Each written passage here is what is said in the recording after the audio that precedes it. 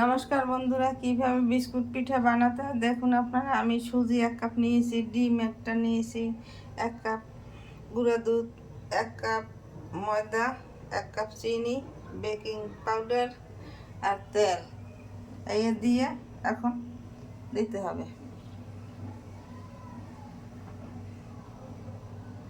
এখন আমি সুজির সাথে ময়দা মিশিয়ে দিলাম, তারপর গুঁড়ো দুধ দিয়ে দিলাম,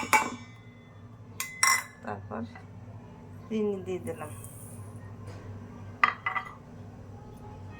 বেকিং পাউডার দিয়ে দিলাম, লবণ দিয়েছি একটু, একটা ডিম দিয়ে দিলাম।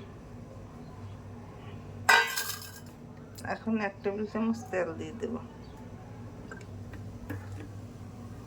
2 মিনিট পর ফিরে এসে এটাকে মাখতে হবে। 2 মিনিট পর ফিরে এসেছি। আমি এখানে বিস্কুট পিঠার শেপ দিয়ে নিচ্ছি।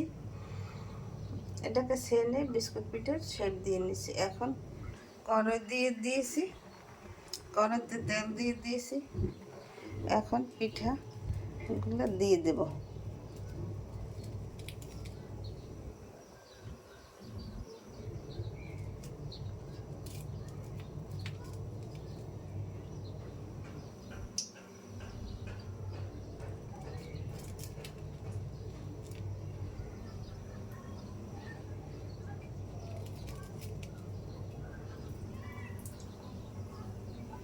দুই মিনিট পর ফিরে আসছি। 2 মিনিট পর ফিরে আসি।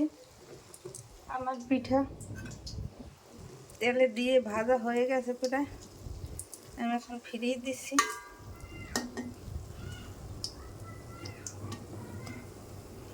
আমার পিঠা ভাজা হয়ে গেছে।